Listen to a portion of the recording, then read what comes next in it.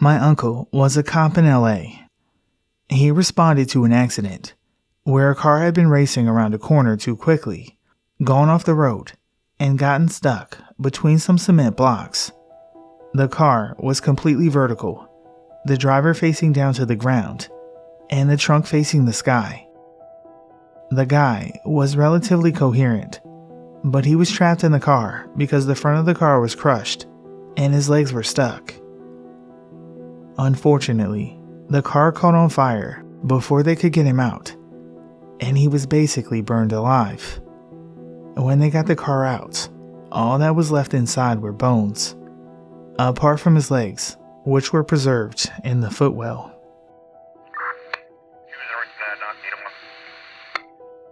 We got a call that an elderly woman who lived alone with several dogs had not been seen for some time. Myself and a colleague forced entry to the property and were met by the dogs, who were in an agitated state. We searched the place, and in the living room was a couch with an object sticking up from it.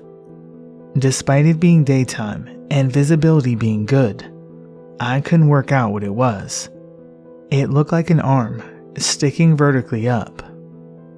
We walked around it a couple of times and then realized it was the spine of the partially eaten resident. Most of the midsection of the body was gone, with just a piece of skin joining the legs to the upper torso. The legs had been dragged over the head, causing the spine to stick up out of the body. It was horrific, but we did our inquiries. The dogs were removed, as were the remains. There were no suspicious circumstances, so despite the horrific nature of it, it was treated as a sudden death. A cleaning crew was organized. We had just left when we realized that we hadn't found the pelvis. We didn't want the cleaning crew to find it, so we went back and did another search. We found no trace of it. The dogs must have completely consumed the entire pelvis.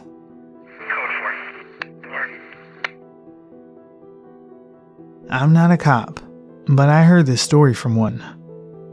I work on a mental health unit, and this is the strangest story I've ever heard. About 2 years ago, a man was admitted to the unit.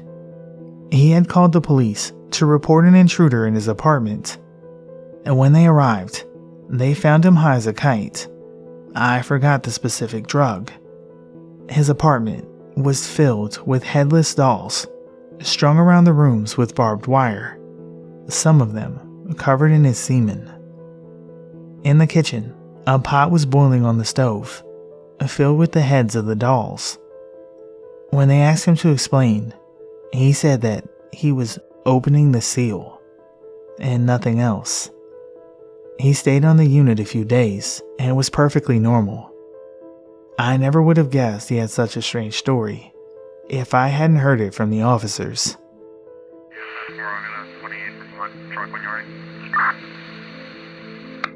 I was working an off-duty job at a local theme park.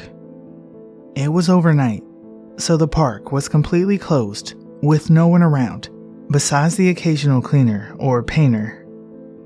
I usually just sit in my patrol car on my laptop, but when I get sleepy or need to stretch my legs, I get out and go for a walk around the empty park.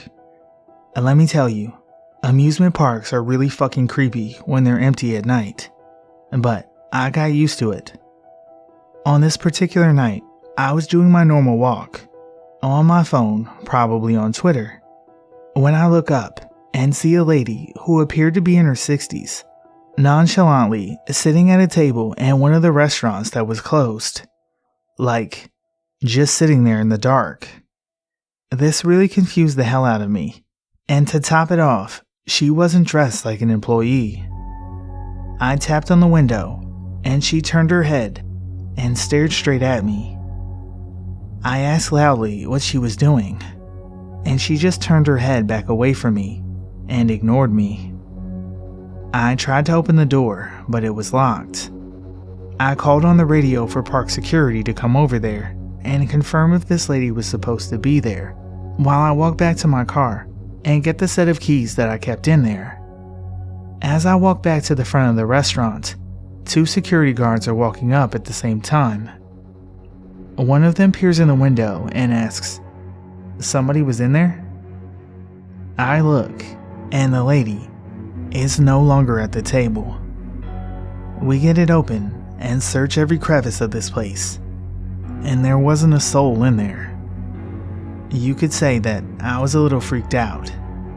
We went back and checked the exterior cameras, and nobody entered or exited. To this day, it creeps me out, and I can't explain it.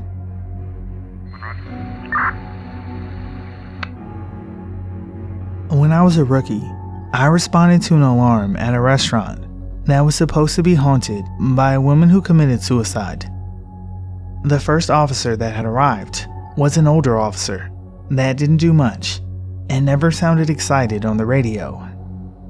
As soon as he arrived, he asked for a second unit in a high-pitched tone. As I pulled in, he had his shotgun out and he was leaned up over his hood. My first thought was, "Oh shit, someone's breaking in."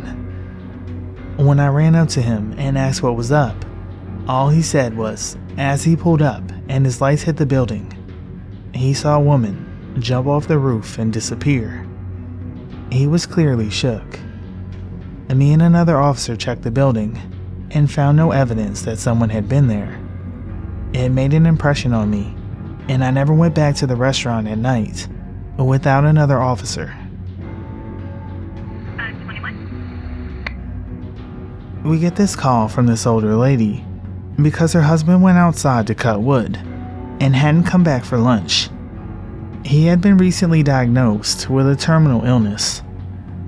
Anyway, we end up locating him in the barn, hanging by his neck from a rafter. The other deputy had been on the job for a while and seen most of everything.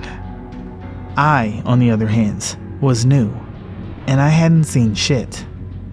He'd been hanging a while because his neck was stretched out and his feet and ankles were filled with blood. The other deputy tells me to grab his thighs while he cuts the rope.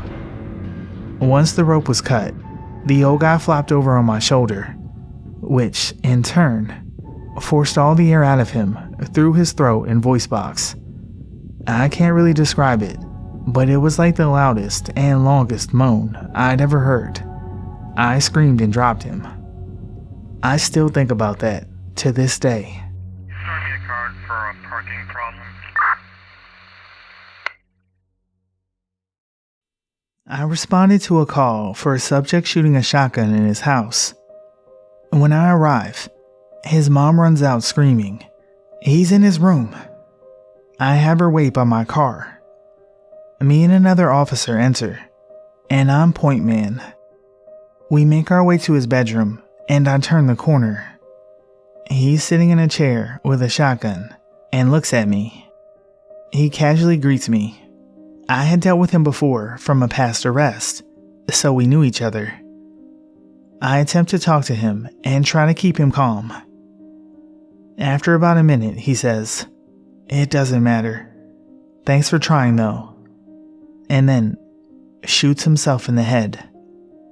He didn't survive. It still haunts me, but thanks to therapy and family, I've handled it as well as I could, and I'm still a cop to this day. 423.